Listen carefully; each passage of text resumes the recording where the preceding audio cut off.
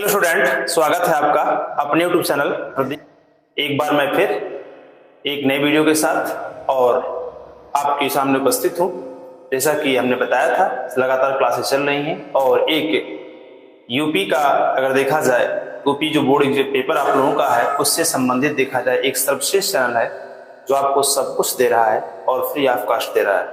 तो आप इसे जुड़े और जुड़ करके पूरी तरह से क्या करें, लाभ प्राप्त कर सकें। तो इसी क्रम में आज हम जो बात करने वाले हैं, बात करेंगे केमिस्ट्री को लेकर के। तो सभी लोग जुड़े जिससे क्या है क्लास आगे बढ़ सके। तो आप लोग इसमें क्या है, केमिस्ट्री में हमने परिचय को लेकर के बात किया था कि केमिस्ट्री क्या होती है। बहुत सारी कुछ चीजें हमारे सामने तो होती हैं लेकिन उसके विषय में मेरी जानकारी नहीं होती है। तो बात ये उठती है कि क्या है केमिस्ट्री। केमिस्ट्री का जितना भी चीजें हैं उनको आप जाके पिछला वीडियो देखें तो आपको पूरी तरह से पता चल जाएगा कि वास्तव में केमिस्ट्री क्या चीजें होती है। लेकिन फिलहाल अभी हम जो बात करने वाले हैं उसमें फिजिकल केमिस्ट्री को लेकर के चर्चा करेंगे।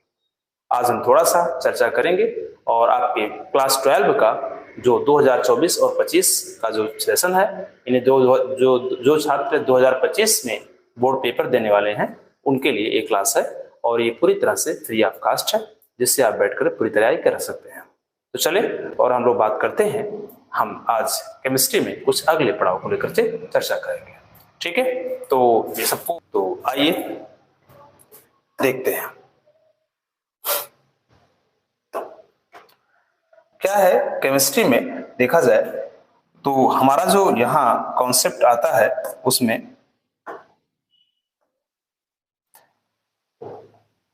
देखिए, रसायन विज्ञान को देखा जाए तो हमने जो चर्चा किया था इसके विषय में, रसायन विज्ञान के विषय में, उसमें रसायन विज्ञान को अध्ययन की सुविधा से 3 भागों में क्या है बांटा गया है, ठीक है। पहला होता है अकार्बनिक रसायन। क्या होता है? अकार्बनिक रसायन।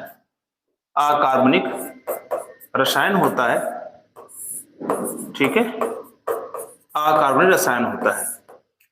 दूसरा जो होता है आपका वह होता है भौतिक रसायन, जिसे हम फिजिकल केमिस्ट्री कहते हैं, जिसे हम फिजिकल केमिस्ट्री कहते हैं, भौतिक रसायन बोलते हैं। रसायन फिजिकल केमिस्ट्री कहा जाता है। तीसरा जो आपका आता है उसका नाम है कार्बनिक रसायन। कार्बनिक रसायन होता है, कार्बनिक रसायन, ठीक है, जिसे हम ऑर्गेनिक केमिस्ट्री कहते हैं।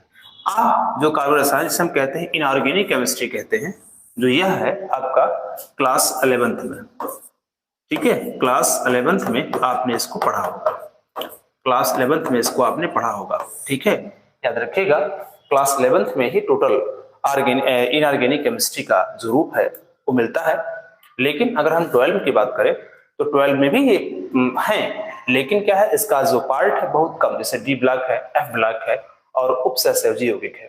तो थोड़ा सा इसके पार्ट इसमें दिखाई देते हैं, नहीं तो बकिया जो भी पार्ट इसमें है वो फिजिकल केमिस्ट्री का है और साथ ही साथ देखा जाए ऑर्गेनिक केमिस्ट्री का है। ऑर्गेनिक केमिस्ट्री का बहुत भारी भरकम एक इसमें टोटल आपका कंप्लीट है जो आपके 12 में है। नहीं तो बकिया आपके ऑर्गेनिक केमिस्ट्री का जो पार्ट उसमें है 11th में है वो है, लेकिन उसका जो है मात्रा जो है बहुत कम है। तो आते हैं और भौतिक रसायन में देखा जाए तो भौतिक रसायन में आपका तो 3 और 4 चैप्टर या 3 या 4 चैप्टर आपके कहाँ पे थे, 11th में थे। लेकिन आपके जो मुख्य रूप से देखा जाए जो आपके बोर्ड पेपर में पूछे जाने वाले चैप्टर्स है उसमें आपका पहला आता है विलयन आता है। क्या आता है? विलयन आता है, ठीक है, विलयन आता है। और क्या आता है? वैद्युत रसायन आएगा, जिसे हम कहते हैं इलेक्ट्रोकेमिस्ट्री बोलेंगे, वैद्युत रसायन कहेंगे, वैद्युत रसायन, ठीक है।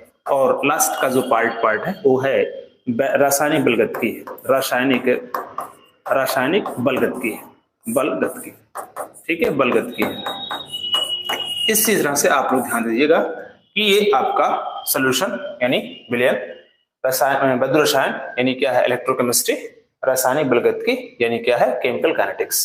इतने जो आपको दिखाई दे रहे हैं ये कंप्लीटली जो है आपकी फिजिकल केमिस्ट्री के अंतर्गत है, लेकिन यह केवल केवल क्लास 12 के लिए है। बाकी मूल कॉन्सेप्ट है उसमें भी आपका जो मूल कॉन्सेप्ट कंपनी है, ठोस द्रव गैस की बात करें तो ये सब जो आपके 11th में है। कार्बन रसायन में अगर देखा जाए तो कार्बन रसायन का जो मैक्सिमम जो पार्ट है वो कहाँ, क्लास 12 में है। ठीक है, सेकेंड पार्ट आपका जो मिलेगा तो उसमें ऑर्गेनिक केमिस्ट्री के विषय हम अध्ययन करेंगे। ठीक है, फिलहाल आज हमारा जो क्लास होने जा रहा है उसमें आप थंबनेल भी देख रहे हैं, उसमें लगा हुआ है विलियन। तो विलियन को हम स्टार्ट करने वाले हैं और एकदम डीप जाने वाले हैं। विलियन में क्या चीजें हैं, क्या नहीं है, किस तरह से इसको पढ़ना है और कितना पढ़ना है, इन सब चीजों पर मेन फैक्ट रखना है। तो आते हैं और बात कर लेते हैं हम विलियन को लेकर के। तो अगर इसको आपको नोट करना है तो स्क्रीनशॉट ले सकते हैं और इसको देख सकते हैं। आइए देखिए क्या करना है, इसमें सॉल्यूशन को लेकर चर्चा करेंगे।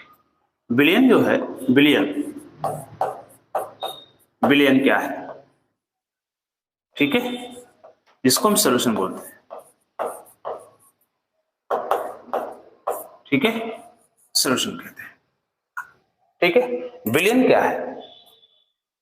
विलियन जैसा मैंने बताया था पिछले क्लास में कि जो आपकी केमिस्ट्री होती है, जो आपकी केमिस्ट्री है, केमिस्ट्री का जो मूल शब्द है वो मुख्य रूप से 4 होते हैं। पहला होता है आपका वो है परमाणु। क्या होता है? परमाणु, जिसको इंग्लिश में हम कहते हैं एटम। क्या कहते हैं? एटम कहते हैं। दूसरा आपका जो है वो क्या है? अणु है, जिसे इंग्लिश में क्या कहते हैं? मॉलिक्यूलर बोलते हैं। और तीसरा होता है यौगिक, जिसे इंग्लिश में क्या कहते हैं? कंपाउंड कहते हैं। और चौथा आपका होता है मिश्रण, जिसे हम क्या कहते हैं? मिक्सर बोलते हैं। ठीक है, ये 4 आपके शब्द हैं जिसके इर्द गिर्द जो है केमिस्ट्री चलती है। केमिस्ट्री क्या है? घूमती है। अब इसमें अगर देखें तो एटम क्या है, मॉलिक्यूलर क्या है और जो आपका कंपाउंड क्या है, इनकी अगर पूरी बात करें तो इसको आपने पिछले क्लासों में अध्ययन किया होगा। हम जो बात करने जा रहे हैं वो मिश्रण को लेकर बात करने जा रहे हैं। विलियन जो है एक प्रकार का मिश्रण है। विलियन जो है एक प्रकार का मिश्रण किस प्रकार से है उसको देखें जरा। विलियन जो है एक मिश्रण है, किस प्रकार का है? समांगी मिश्रण है। समांगी मिश्रण है, समांगी मिश्रण है, याद रखिएगा इसको, समांगी मिश्रण है। समांगी का तात्पर्य क्या होता है इसको देख लेते हैं। समांगी का मतलब होता है समअंगी। समअंगी समझ रहे हैं बात को? यानी जो विलियन है उसके मुख्य रूप से 2 घटक होते हैं। विलियन के मुख्य रूप से कितने घटक होते हैं? 2 घटक। एक होता है विलय और दूसरा क्या होता है? विलायक। एक होता है विलय और दूसरा क्या होता है? विलायक होता है। 2 घटक होते हैं इसमें, एक होता है विलय होगा और दूसरा क्या हो जाएगा? विलायक हो जाएगा। इस तरह से आप देखें तो 2 घटक इसमें दिखाई देते हैं। ये कंप्लीट इन दोनों के कॉम्प्लेक्स रूप को, इन्हीं दोनों के जो है मिक्स रूप को ही हम क्या कहते हैं? विलयन कहते हैं। विलायक अगर देखा जाए तो स्वाभाविक रूप से एक हम वाटर को मान सकते हैं, या वाटर आपका क्या है? शुद्ध रूप से क्या है? एक विलायक है। ठीक है, जो हमारे जीवन में देखा जाए तीनों अवस्थाओं में पाया जाता है। एक ऐसा पदार्थ है वाटर, जिसको हम ठोस, द्रव और गैस तीनों अवस्थाओं में क्या है? देखते हैं। बकिया और भी पदार्थ के रूप हो सकते हैं, लेकिन उनको हम भौतिक रूप में उसको नहीं दिखाई देता है। लेकिन प्रकृति में देखा जाए तो हम जो पानी है यानी वाटर है उसको हम ठोस के रूप में बर्फ देखते हैं, द्रव के रूप में ऑलरेडी पानी आपके सामने है ही है, और जो है गैस फॉर्म में अगर देखें तो वाष्प के रूप में इसको देखते हैं। तो इस तरह से अगर देखा जाए तो आपका विलय और विलायक। विलय मतलब होता है ऐसा पदार्थ जो घोल दिया जाए, जो घुल जाता हो, विलय हो जाता हो। विलय मतलब क्या? घुल जाना। ठीक है, घुल जाना, एकदम एक दूसरे के सापेक्ष एकदम कंप्लीट घुल जाना। ठीक है, और विलायक मींस क्या होता है? जिसकी मात्रा उसमें अधिक होती है, यानी जो पानी है। ठीक है, अगर देखा जाए तो विलियन क्या है? एक 1 फेज सिस्टम कहा जाता है इसे। 1 फेज सिस्टम कहा गया है किसको? विलियन को। ठीक है, यहां तो जो बात होती है विलियन जो होती है वो समांगी मिश्रण है। समांगी का मतलब समअंगी, सम अंगी, सम अगर कहें और एक कहें अंगी कहें, अंगी, समअंगी मिश्रण। अच्छा, समअंगी क्या है? सम मींस बराबर होता है, अंग माने होता है क्या? शरीर भी कहते हैं उसे। लेकिन क्या है, यहाँ जो पदार्थ है, जिस पदार्थ होते हैं वो पूरी तरह से उसके पार्ट का सम तरह से बराबर हो। तो ये चीज आप लोगों को क्या करना है? इतना याद रखना है। ठीक है, बढ़े और आगे बढ़ने के में बात करते हैं कि समांगी क्या है। समांगी को हम बोलते हैं 1 फेज सिस्टम कहा जाता है। यानी किसी विलियन में, मतलब विलियन एक ऐसा मिश्रण है कि जो है जब हम किसी पदार्थ या विलायक, जल की बात करें, हम जल की बात करें, जल में जब हम कोई पदार्थ घोलते हैं, जैसे चीनी घोल देते हैं, क्या घोलते थे? चीनी। तो जब हम जल में चीनी को क्या करते हैं? घोलते हैं। तो जल क्या है? जल है एक विलायक है। क्या है बताओ? विलायक है, विलायक, ठीक है। और चीनी क्या बताओ? एक विलय है, ठीक है। ये चीनी क्या होगा? एक विलय है, ठीक है। तो विलय और विलायक की बात मैं कर रहा हूं यहां पर। तो जल जो है एक विलायक है और चीनी क्या है? विलय है। तो जब चीनी को हम क्या करेंगे? जल में घोलेंगे। चीनी को जब हम जल में क्या करते हैं? घोलते हैं, तो पूरी तरह से क्या होता है? चीनी घुल जाता है। यानी चीनी क्या है? पूर्ण रूप से विलय है। किसमें है? पानी में, ठीक है। चीनी क्या है? पूर्ण रूप से विलय है। किसमें? पानी में विलय होता है। तो ऐसी स्थिति में जो इसके द्वारा एक जो विलयन प्राप्त हो रहा है हमको, उस विलयन को हम क्या कहेंगे? स्राव कहते हैं, ठीक है। जो एक विलयन प्राप्त होता है, उस विलयन की जो प्रावस्था होती है, उस विलयन का जो फेज होता है, उस विलयन को देखने में कैसा लगता है, उस विलयन का जो रूप होता है वो कैसा होता है? विलायक जैसा होता है। कैसा होता है? विलायक जैसा। यानी चीनी को अगर हम पानी में घोलते हैं तो क्या होता है? तो एकदम बिल्कुल पूरी तरह से उसकी जो प्रारूप होती है बिल्कुल पानी जैसी ही होती है। अगर हम 1 लीटर पानी ले लें और उसमें 10 ग्राम चीनी डाल दें, 20 ग्राम चीनी डाल दें, यानी चीनी की मात्रा उसमें क्या है? कम है या फिर अधिक, उससे मतलब नहीं है। मतलब यह है कि अगर पानी क्या है? अधिक है, चीनी क्या है? उसमें कम डाल रहे हैं, तो जो एक घोल बनता है, एक जो मिश्रण बनता है, वह मिश्रण अगर देखा जाए तो उसकी प्रारूप, उसकी जो प्रावस्था होती है वो कैसी होती है? वो पूरी तरह से वाटर जैसे यानी पानी जैसी होती है। तो अगर किसी विलयन की प्रावस्था कैसी हो? विलायक जैसी हो। याद रखिएगा, ऐसे विलयन जिसकी प्रावस्था, जिसका रूप, जिसका प्रारूप कैसा हो? बताओ जरा। विलायक जैसा हो, उसी को हम क्या कहते हैं? समांगी मिश्रण कहते हैं, ठीक है। आशा है आप लोगों को समझ में आ रहा होगा। यानी ऐसा विलयन जिसकी प्रावस्था कैसी हो? विलायक जैसी हो, उसे हम क्या कहेंगे? उसे हम समांगी विलयन कहेंगे। जैसे दूध में अगर हम क्या करें? अन्य दूध को लाकर मिश्रण करें, तो ऐसी कंडीशन में उसका जो एक मिश्रण बन रहेगा वो बिल्कुल दूध जैसा ही होगा, उसमें कोई परिवर्तन नहीं होगा, ठीक है। लेकिन अगर हम विलायक में किसी पदार्थ को घोलने पर, अगर विलायक में कोई पदार्थ हम घोलते हैं, कोई पदार्थ जाइए जब उसमें घोलते हैं, अगर वो घोलने के पश्चात विलयन की अगर प्रावस्था, जिस रूप में विलयन है, अगर उसकी प्रावस्था विलायक से बिल्कुल अलग हो जाती है, विलायक से बिल्कुल क्या होती है? अलग हो जाती है। यानी पानी में अगर हम रंग डाल देते हैं, कलर डाल देते हैं, तो पानी की जो प्रावस्था होगी, जिस प्रकार का पानी था, अगर वो विलयन बनेगा तो विलयन तो रहेगा, लिक्विड फॉर्म में रहेगा ही, लेकिन उसकी जो प्रारूप होगी, उसकी जो प्रावस्था होगी, वो देखने का जो रूप होगा वो पूरी तरह से क्या होगा? बदल जाएगा। यानी वह जो होगा क्या होगा? विषमांगी हो जाएगा। तो सीधी सी बात है, समांगी का तात्पर्य यही है कि जब हम किसी पदार्थ को या किसी विलय पदार्थ को जब हम जल में घोलते हैं, या किसी विलय को जब हम विलायक में क्या करते हैं? घोलते हैं, तो ऐसी स्थिति में ये जो प्राप्त विलयन है उसकी प्रावस्था विलायक जैसी ही होती है। तो ऐसे ही विलयन को हम क्या कहते हैं? समांगी मिश्रण कहते हैं, ठीक है। तो विलयन का जो एक प्रतिबंध है, एक जो उसके लिए प्रोटोकॉल लगाया गया, वो क्या है? वो कैसा होना चाहिए? समांगी ही होना चाहिए, वहां विषमांगी नहीं होना चाहिए। अब मान लीजिए कलर घोलते हैं, तो कलर घोल देने से क्या होगा? पानी तो है, पानी ट्रांसपेरेंट होता है ना, पारदर्शी होता है। अगर उसमें हम कलर घोल देते हैं तो अपारदर्शी के रूप में क्या होगा? व्यवहार करना प्रारंभ कर देगा। यानी जो विलयन बन रहा है उसका प्रारूप जो है, उसकी जो प्रावस्था है वो वाटर जैसी नहीं रह गई, उसकी प्रावस्था वाटर जैसी नहीं है, इसीलिए पूरी तरह से देखा जाए तो क्या होगा? विषमांगी हो जाएगा। रेत को हम पानी में मिला दें तो फिर क्या घुलेगा क्या? नहीं, उसको हम भौतिक विधि द्वारा क्या है? अलग भी कर सकते हैं। अच्छा, एक चीज सुनिएगा बात को, समांगी का क्या होता है? ये तो प्रावस्था विलायक जैसी तो रहेगा, वो तो ठीक है, लेकिन साथ साथ इनको भौतिक विधि द्वारा क्या अलग नहीं किया जा सकता, यानी छान करके इनको अलग नहीं किया जा सकता है। चीनी को और पानी मिलाते हैं, शरबत जब बन जाता है, तो क्या किसी छानने वाले पदार्थ से अगर छाना जाए तो क्या चीनी को अगर अलग, पानी को अलग कर दिया जाएगा? बिल्कुल नहीं कर पाएंगे उसे। इसलिए अगर देखा जाए तो पूरी तरह से जो मिश्रण है उसका वो क्या है? समांगी है, ठीक है। फिटकरी को मिला दिया पानी में, तो ऐसी कंडीशन में क्या होगा? समांगी ही होगा वो। तो उसकी जो प्रारूप है, उसकी जो प्रावस्था है वो बदलने नहीं पाती है अगर, तो वो निश्चित है वो क्या हो जाएगी?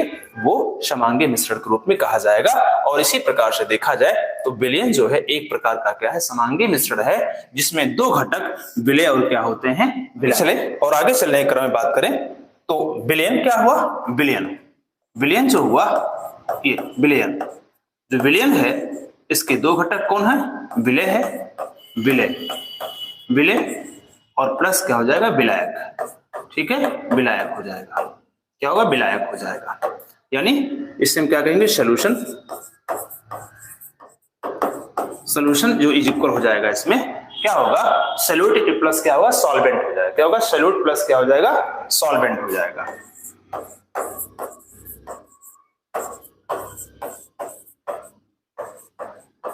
क्या होगा? सॉल्यूट प्लस क्या हो जाएगा? सॉल्वेंट हो जाएगा। ये होता है क्या है? बताओ, विलयन हो गया।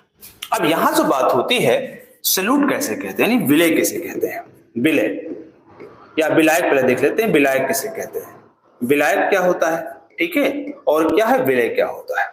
विलय जो पदार्थ घुल गया, थोड़ा सा इसको खींच के बोलिए, विलय को हम किस बोलते हैं? विलय हो जाना, विलय हो जाना, यानी इसको थोड़ा सा खींच के बोलेंगे तो आपको ऑटोमेटिक उसकी जो है परिभाषा आपको दिखाई दे रही है। मतलब कोई पदार्थ किसी में घुल गया, मिल गया, मिश्रित हो गया, अब उसकी अवस्था, उसकी जो प्रारूप वो दिखाई नहीं दे रही है, तो पूर्ण रूप से एक विलय होना। ठीक है, पानी भी, रेत भी क्या है? पानी में है, लेकिन वो पूरी तरह से घुला नहीं होता है। ठीक है, वो विषमांगी मिश्रण है। ठीक है, वो जो विलयन प्राप्त हुआ है उसकी प्रावस्था विलायक जैसी बिल्कुल नहीं, विलायक जैसी, विलायक से क्या बिल्कुल अलग हो गई। ठीक है, तो जब भी प्रावस्था बले तो ऑटोमेटिक आप क्या मान लेंगे? वहां मान लेंगे कि वो क्या था? वहां जो मान था वो क्या होता? विषमांगी था। विलायक की अगर बात करें हम, जिसे हम क्या कहते हैं? इंग्लिश में सॉल्वेंट कहते हैं। क्या कहते हैं? सॉल्वेंट। तो विलयन के जिस घटक की मूल भौतिक अवस्था, ठीक है, विलयन के क्या लिखेंगे आप? विलयन के, विलयन के जिस घटक की, जिस घटक की, जिस घटक की मूल भौतिक अवस्था, मूल भौतिक अवस्था, भौतिक अवस्था विलायक जैसी होती है, सॉरी, मूल भौतिक अवस्था विलयन जैसी होती है, विलयन जैसी होती है, जैसी होती है, होती है, विलायक कहलाती है। क्या कहलाएगी? विलायक कहलाती है, विलायक कहलाती है, कहलाती है। समझ में आया बात को आपको? कि विलयन की जिस घटक की मूल भौतिक अवस्था विलयन जैसी होती है, जिस घटक, यहां घटक लगाया गया है, और कितने घटक होते हैं? दो घटक होते हैं। तो उसमें जिस घटक की मूल भौतिक अवस्था विलयन जैसी होती है।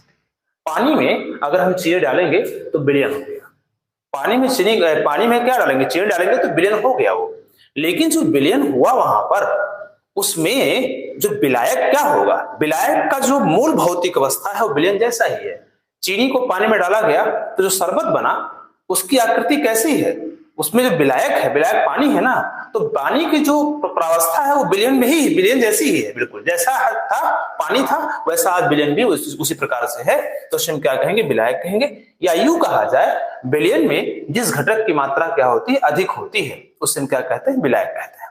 ऐसा भी आप इसको लिख सकते हैं। ठीक है, अच्छा यहां देखा जाए, विलय, विलय क्या होता है? विलायक में जो है, विलायक में घुला हुआ पदार्थ, ठीक है, विलायक में घुला हुआ पदार्थ कह सकते हैं, या जो है विलीन हुए पदार्थ को, यानी क्या है? विलयन में, या ऐसा लिख सकते हैं, विलायक में, विलायक में विलीन हुए, विलीन हुए पदार्थ को, पदार्थ को, पदार्थ को विलय कहते हैं। क्या कहते हैं? विलय कहते हैं, कहते हैं। ऐसा लिख सकते हैं आप, या लिख सकते हैं विलयन में जिस घटक की मात्रा क्या होती है? कम होती है। विलयन में, विलयन में जिस घटक की मात्रा कम होती है, जिस घटक की क्या होती है? मात्रा कम होती है, मात्रा कम होती है, उसे क्या कहते हैं? उसे विलय कहेंगे।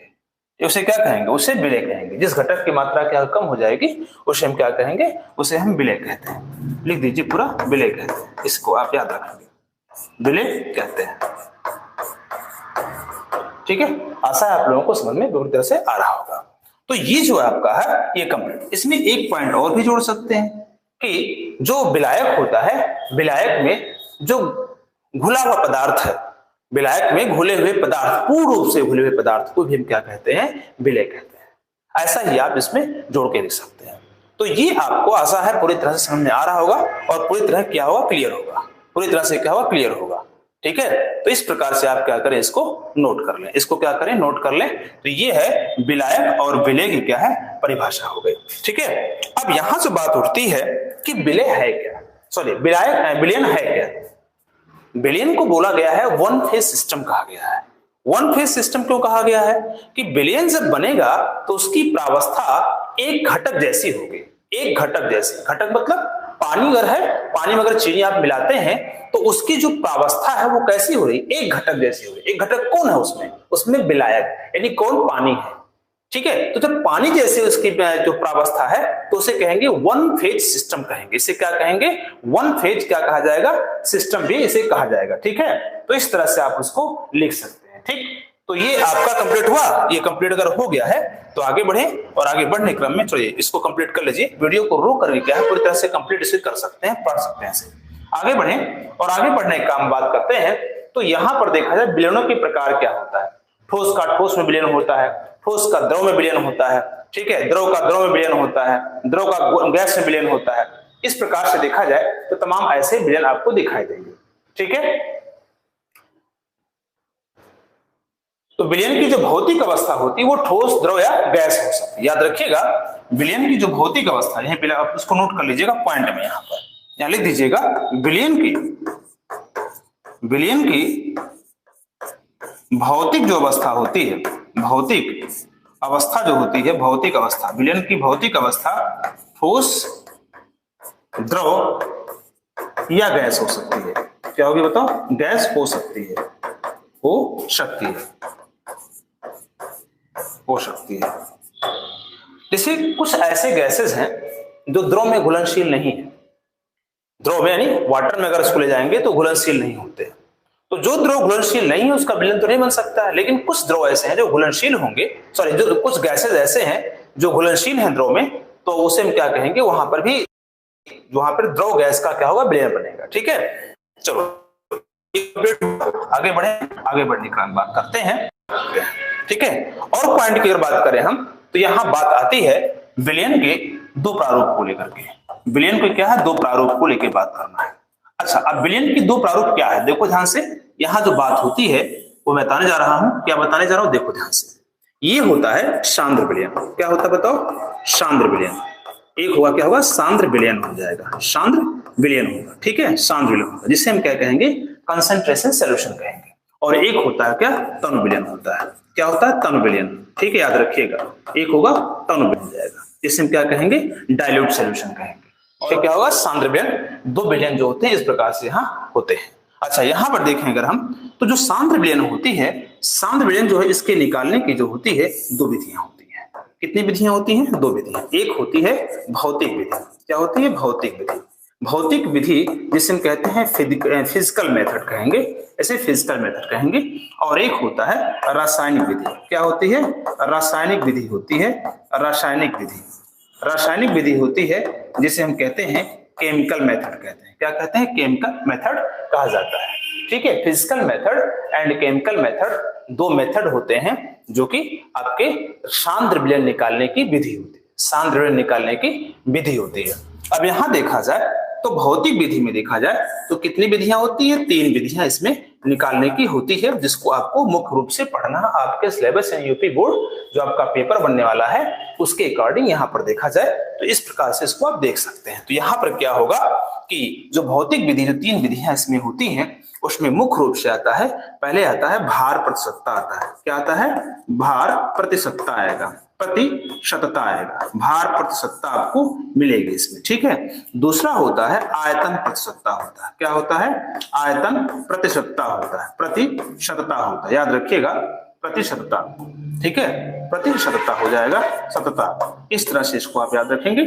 और तीसरा होता है पीपीएम में सांद्रता होती है। पीपीएम में क्या होती है, सांद्रता होती है, पीपीएम में सांद्रता होती है। यहां आपको देखना है पीपीएम का शाब्दिक अर्थ जो होता है वो पार्ट पर मिलियन होता है। क्या होता है, पार्ट पर मिलियन होता है, जो ppm में क्या होती है, सांद्रता के अकॉर्डिंग की जाती है।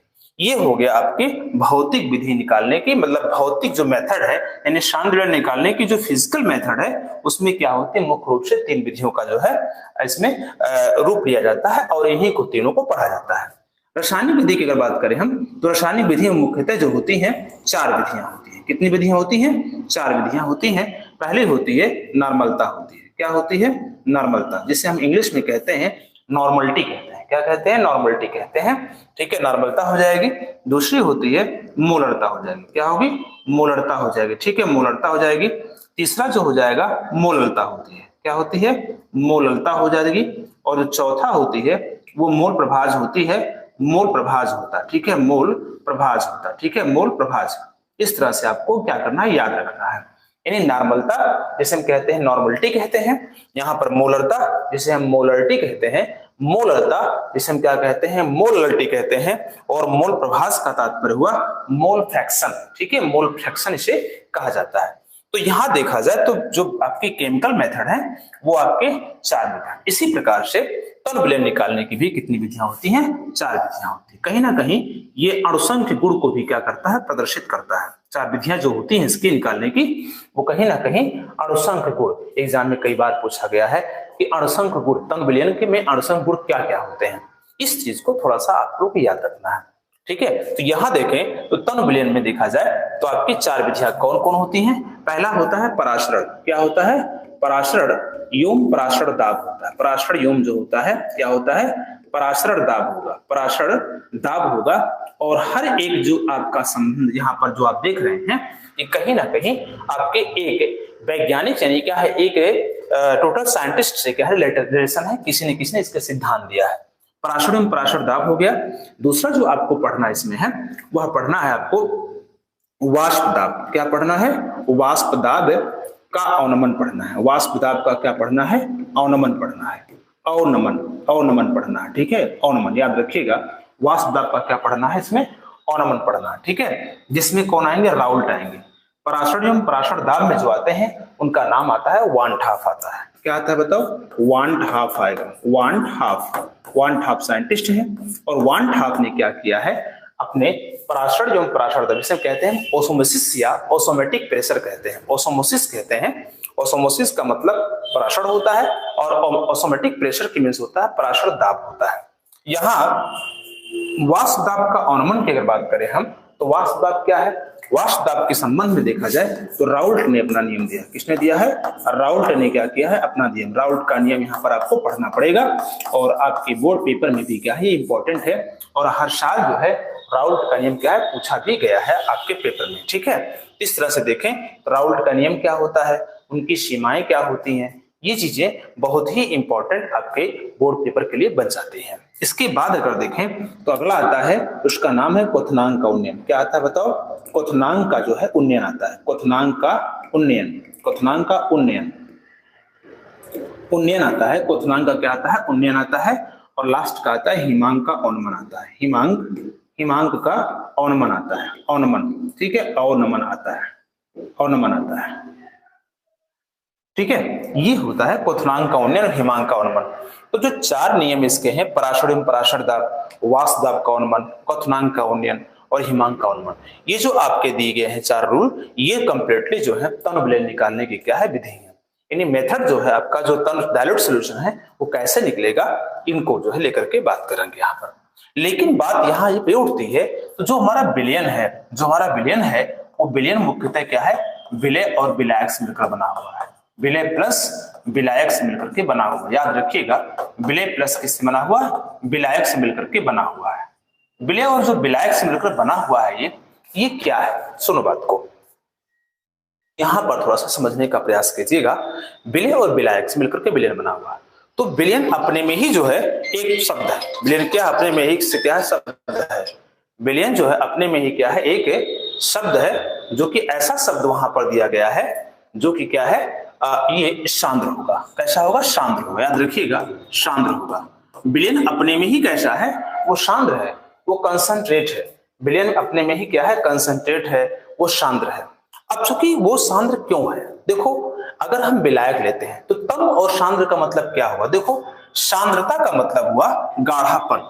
गाढ़ापन, गाढ़ा मतलब क्या होता है, आप लोग क्या करे हैं, गाढ़ा होना, ठीक है, गाढ़ा होना।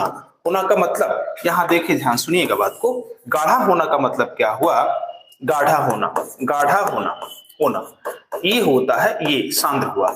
और यहां बात करते हैं विलयन को, तब मतलब पतला होना, क्या होता है, पतला होना। पतला आदमी नहीं होना है, पतला तो आदमी भी होता है, तो क्या पतला, अगर आदमी पतला है तो उसे तनु आदमी कहेंगे हम, बिल्कुल नहीं कहेंगे भाई।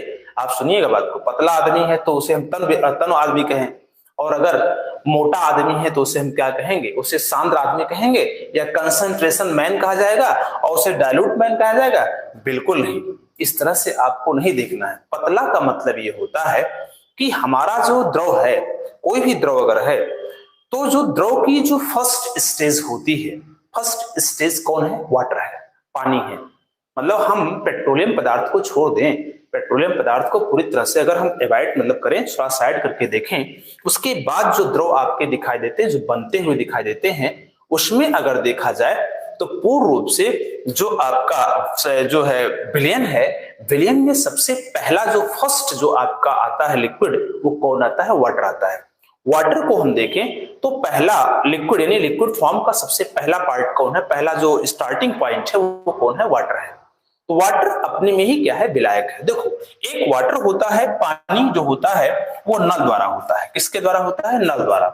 नल का पानी हो, गड्ढे का पानी हो, तालाब का पानी हो, नदी का पानी हो, तो उसमें ऑलरेडी तमाम प्रकार के, ऑलरेडी पहले से उसमें कई चीजें मिक्स है, ठीक है। तो जब मिक्स है तो ऑलरेडी विलयन, विलायक को नहीं कहा जा सकता।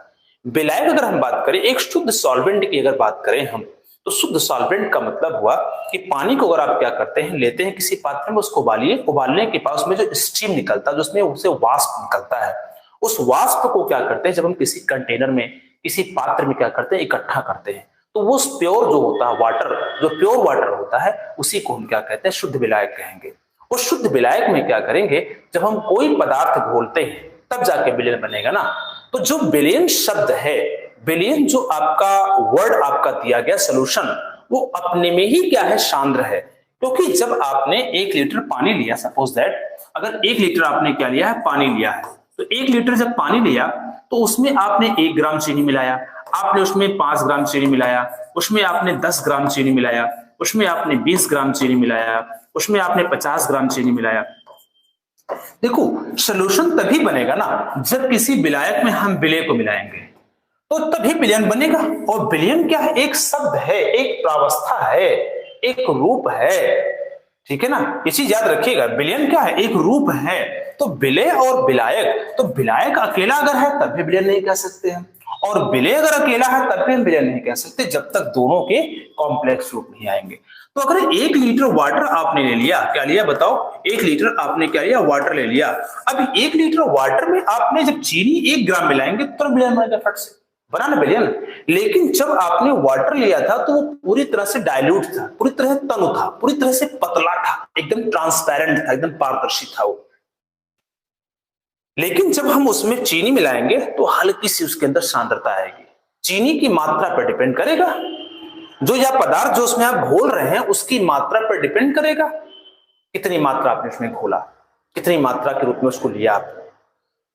समझ रहे बात को, जैसे 1 गिलास आपने 2 पात्र लिए, जब 2 पात्र आप लिए तो एक पात्र में 1 लीटर पानी, दूसरे पात्र में 1 लीटर पानी, दोनों में क्या है, पानी का जो लेवल है या दोनों के पानी का जो वॉल्यूम यानी जो आयतन है उसको सेम रखो, 1 लीटर रखो। अब उसमें एक गिलास में आपने 5 ग्राम चीनी मिलाया और 1 गिलास में 10 ग्राम चीनी मिलाया। जब तक आप कोई चीज मिलाएंगे नहीं तो विलयन तो बनेगा नहीं, ये तो पक्का है।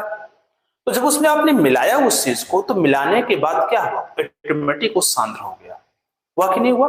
उसकी सांद्रता जब आपने पानी लिया था तो उसके सापेक्ष जब आप कोई चीज मिलाएंगे तो निश्चित वो सांद्र हो जाएगी। जब वो सांद्र हो गई, अब दोनों को गिलास को तुलनात्मक अध्ययन करो। एक पात्र में आपने 10 ग्राम मिलाया, एक पात्र में आपने क्या 5 ग्राम मिलाया है। तो जिसमें आपने 5 ग्राम मिलाया वो भी विलयन है, जिसमें 10 ग्राम मिलाया वो भी विलयन है। दोनों में आपने क्या किया है, मिलाया, एक में 5 मिलाया, एक में 10 मिलाया, दोनों विलयन बनेंगे, दोनों पूरी तरह विलयन बनेंगे। लेकिन दोनों के सापेक्षता अगर देखें तो गाढ़ा कौन होगा? गाढ़ा मतलब हुआ उसकी सांद्रता, उसकी जो है उसमें जब आप पदार्थ मिलाते जाएंगे तो सूखता जाएगा, पानी की मात्रा उसमें क्या घुलने के कारण वो क्या होगी, गाढ़ा होता जाएगा। वो गाढ़ापन की बात बोल रहा हूं मैं। जैसे कीचड़ है, अगर पानी में अगर धूल मिलाते जाओ, धूल मिलाते जाओ, मिला जाओगे धूल, जितने धूल मिलाओगे, धूल मिलाते रहने से क्या होगा, पानी एकदम गाढ़ा होता जाएगा, और गाढ़ा होता जाएगा तो उसी को हम क्या कहते हैं, सांद्र कहते हैं। कम मिलाओगे तो तनु रहेगा, कठोरा तो रहेगा उसमें लेकिन कम रहेगा, तो तनु हो जाएगा, वो पतला रहेगा, उसी को कहते हैं पतला। ठीक है, तो यहां मैं जो बात कर रहा हूं कि 5 ग्राम और 10 ग्राम दोनों मिलाए हैं आपने, दोनों में दोनों सांद्र है, लेकिन दोनों की सापेक्षता कर दिया जाए, सापेक्षता की बात की जाए, जिसमें 5 ग्राम आपने मिलाया था पानी में, तो एक में जब 10 ग्राम मिलाया था तो 10 ग्राम वाला जो विलयन होगा वो सांद्र होगा किसके अपेक्षा, 5 ग्राम की अपेक्षा। तो 5 ग्राम क्या होगा, 10 ग्राम की सापेक्षता में तनु है, वो तनु नहीं है 5 ग्राम वाला, वो सांद्र तो है ही है, लेकिन 10 ग्राम चीनी वाले की अपेक्षा क्या है, वो तनु है। 10 ग्राम चीनी वाला 20 ग्राम चीनी वाले से क्या होगा, तनु होगा। ऐसे ही अगर देखा जाए तो विलयन कभी तनु नहीं होता है, लेकिन एक दूसरे की सापेक्षता अगर हम बात करते हैं तब वहां पर तनुता और सांद्रता हमको क्या है, दिखाई देती है, यानी गाढ़ापन और पतलेपन की बात वहां पर की जाती है। एकदम कंट्रोल होकर एकदम दिमाग को स्थिर करके सुनिएगा इसको। यानी अगर 1 ग्राम है तब भी वो विलयन सांद्र है, 5 ग्राम है तब भी सांद्र, 10 ग्राम तब भी सांद्र है, 20 ग्राम तब भी सांद्र, 50 ग्राम तब भी सांद्र, 100 ग्राम मिलाएंगे तभी सांद्र है। लेकिन 50 ग्राम वाला जो विलयन होगा वो 20 ग्राम वाले से क्या होगा, सांद्र होगा, बल्कि ये क्या होगा, पतला होगा, तनु होगा। लेकिन अगर यहाँ 20 ग्राम की बात, 10 ग्राम वाला क्या होगा बताओ, 10 ग्राम वाला क्या होगा, एकदम पतला होगा, किसकी अपेक्षा, 20 ग्राम की अपेक्षा। 5 ग्राम क्या होगा, वो तनु हुआ किसकी अपेक्षा, 10 ग्राम की अपेक्षा। और 1 ग्राम अगर क्या होगा, 5 ग्राम की अपेक्षा। अब मिलाओगे ही नहीं तो कहां से विलयन बनेगा, तो विलयन जो शब्द है वो अपने में ही क्या होता है, सांद्र होता है। इस चीज को आपको विशेष ध्यान देना है, अपने में ही वो सांद्र है, लेकिन जब हम 2 पात्र में विलयन को लेते हैं और उसमें विलय के पदार्थों को मिलाते हैं तो उसके मिलाने के बाद जब उसका तुलनात्मक अध्ययन करते हैं तब हमको इस चीज का मालूम चलता है कि एक तनु होगा, दूसरा क्या होगा, सांद्र होगा। तो यहां अगर देखा जाए तो सांद्रता क्या है, किसी भी विलयन में, जब विलयन में क्या होता है, या ऐसा लिख सकते हैं, विलयन में जब विलय पदार्थ की मात्रा अधिक होती है, विलयन में क्या होता है, विलयन में पदार्थ की मात्रा, विलय की जब मात्रा क्या होती है, विलय की मात्रा क्या होगी, अधिक होगी। विलय की मात्रा अधिक जब होती है तो वहां विलयन कैसा होता है, विलय की मात्रा अधिक होती है तो वहां पर क्या होता है बताओ, विलयन कैसा होगा, सांद्र होता है। ठीक है, और तन विलयन में क्या होगा, तन विलयन में विलय की मात्रा बताओ कम होती है। विलय की मात्रा क्या होती है, विलय की मात्रा जो होगी वो कम, जो पदार्थ आप इसमें घोल रहे हैं वो क्या होगा, इसकी मात्रा कैसी होगी, कम हो जाएगी। ठीक है, यानी किसी विलयन की जो तनुता और सांद्रता होती है, किसी विलयन की जो कंसंट्रेशन आता है और उसमें डायल्यूट, यानी सांद्रता और तनुता, यानी गाढ़ापन और पतलापन, किसी विलयन का गाढ़ापन होना और उसका पतलापन होना, उसमें उपस्थित जो विलय के पदार्थ हैं जो आप घोल रहे हैं उसी की मात्रा पर क्या करती है, निर्भर करती है। तो किसी विलयन का सांद्र होना और किसी विलयन का तन होना, उसमें उपस्थित यानी विलायक में उपस्थित जो विलय है या विलय में उपस्थित जो विलय पदार्थ है उसमें उसकी मात्रा पर क्या होती है, निर्भर करती है। आशा है आप लोगों को समझ में पूरी तरह से आ रहा होगा। ठीक है, तो इनको क्या कर सकते हैं, आप पूरी तरह से इसको नोट कर सकते हैं। इतना हमको पढ़ना है, विलयन का इतना पार्ट हमको अध्ययन करना है। तनु विलयन हमने बताया, सांद्र हमने बता दिया। अब इसके निकालने की जो फिजिकल प्रॉपर्टीज यानी फिजिकल जो मेथड है और जो केमिकल मेथड है, इन दोनों मेथड को लेकर के हम क्या करेंगे, नेक्स्ट वीडियो में चर्चा करेंगे। ठीक है, जिसमें आपका भार प्रतिशतता, आयतन प्रतिशतता, ppm में सांद्रता, इससे पहले कुछ और पॉइंट आपको मिलेंगे। कुछ पॉइंट क्या मिलेंगे, जैसे मिलेगा संतृप्त विलयन मिलेगा। क्या मिलेगा, संतृप्त विलयन मिलेगा, संतृप्त विलयन मिलेगा। ठीक है, और क्या मिलेगा, संतृप्त विलयन के साथ और मिलेगा असंतृप्त विलयन मिलेगा, असंतृप्त विलयन मिलेगा, असंतृप्त विलयन मिलेगा आपको। ठीक है, और क्या मिलेगा आपको, मिलेगा वहां अति संतृप्त आता है, एक अति संतृप्त आता है, संतृप्त विलयन आता है, संतृप्त विलयन आता है। ठीक है, याद रखिएगा इसको। ठीक है, विलयन मिलेगा। और क्या मिलेगा, विलेयता मिलेगी, सॉल्बिलिटी से बोलते हैं, क्या बोलेगी, विलेयता, विलेयता मिलेगी, विलेयता। और विलेयता को प्रभावित करने वाले कारक मिलेंगे, क्या मिलेंगे, प्रभावित ठीक है, विलेयता को प्रभावित करने वाले कारक मिलेंगे। प्रभावित करने वाले क्या मिलेंगे? कारक मिलेंगे। करने वाले कारक मिलेंगे।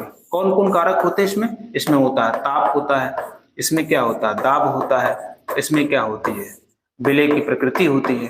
विलेय की क्या होती है? प्रकृति होती है। इसमें क्या होता है? विलेय और विलायक का क्या होता है? गुण होता है मुख्य रूप से। ये सब चीजें जो होती हैं इसके प्रभावित करने वाले क्या है? कारक है। इसी के अकॉर्डिंग क्या है? हमको आगे बढ़ना है। ठीक है, उसके बाद में लास्ट में आता है सम आयन प्रभाव आता है। क्या आता है? सम आयन क्या होता है? प्रभाव आता है। सम आयन प्रभाव को एग्जाम में कई बार पूछा भी गया है। तो ये जो आपके हैं कुछ पॉइंट इसको पहले मैं बता दूंगा, इसके बाद में आप लोगों को फिजिकल जो मेथड है फिर केमिकल मेथड को बताते रहूंगा और साथ ही साथ उससे संबंधित बहुत ढेर सारा न्यूमेरिकल भी करूंगा, क्योंकि न्यूमेरिकल आपके लिए इंपॉर्टेंट है। फिजिकल केमिस्ट्री है तो न्यूमेरिकल तो क्या है? स्वाभाविक है, लगना ही लगना है। तो जितना भी उसके सापेक्ष न्यूमेरिकल होगा उसको मैं लगाऊंगा। एक बात और बताना चाहता हूं, नॉर्मलता जो होती है इसको एनसीईआरटी जो है इसको इन्होंने क्या किया? हटा दिया है। एनसीईआरटी ने क्या किया है? इसको आपके सिलेबस यानी क्या है यूपी एग्जाम से क्या है? इसको हटाया गया है। तो नॉर्मलता आपको इसे विशेष रूप से नहीं पढ़ना है, लेकिन क्या है अब इसमें जब आ रहा है मेथड तो उसको मैं बताना चाहूंगा। ठीक है, और मेरा एक नया चैनल है, उस नए चैनल पे आप जाएंगे तो जल्द ही 15 मार्च से नीट का बैच उस पे स्टार्ट होने वाला है। उस पे आप ज्वाइन हुइए, जुड़िए। और उस चैनल का नाम जो है मैं आपको लिख दे रहा हूं यहाँ पर। उस चैनल का नाम जो है आपको बता देना चाहता हूं, @ Pradeep classes, PRADEEP, Pradeep classes, CLASSES हो जाएगा, प्रदीप क्लासेस 00। ठीक है, 00। जब इस पे आप जाएंगे डायरेक्टली, जो कि प्रदीप क्लासेस चैनल बहुत सारे हैं, उसमें अगर आप इस प्रकार से सर्च करते हैं यूट्यूब पर तो आपको तुरंत वो चीजें ऊपर फ्रंट पे आपको दिखाई देंगे। ठीक है, तो ये @ प्रदीप क्लासेस 00 पे आप जाएंगे, सर्च करेंगे तो मिल जाएगा चीजें। और वह जल्द ही आपके सामने 15 मार्च से नीट का बैच उस पर स्टार्ट होने वाला है। आप उस पर जाकर के पूरी तरह से फिजिक्स केमिस्ट्री में जो है बायो कंप्लीट कर सकते हैं, जिसको मैं ही आपके सामने लाने वाला हूं। ठीक है, तो आज का वीडियो कैसा लगा बिल्कुल आप उसे देखें, कमेंट जरूर करते रहें कि किस प्रकार से वीडियो आपको अच्छा लग रहा है। और अच्छा अगर लग रहा है तो लाइक करते हैं। ठीक है, उसको लाइक करें, शेयर करें, सब्सक्राइब करें और मैक्सिमम लोगों तक पहुंचाने का प्रयास करें। पढ़ाई करते रहें। देखो समस्याएं जीवन में बहुत आती हैं, सबके पास समस्याएं हैं, जितने भी छात्र हैं सबके पास समस्याएं हैं। इसलिए उसको लेकर के अपने जीवन को बाधा ना बनाएं और अपनी पढ़ाई का प्रारंभ करें। जो भी समस्याएं आपके साथ हो मुझसे शेयर करें, मैं उसको दूर करने का क्या करूंगा? प्रयास करूंगा। ठीक है, तो हम चले और आज का रहने देते हैं। फिर हम नेक्स्ट वीडियो में हम बात करते हैं केमिस्ट्री का जो विलयन है, विलयन चैप्टर से कुछ और हेडिंग को लेकर चर्चा करेंगे। फिर आपके साथ लाइव क्लास में उपस्थित होंगे। धन्यवाद।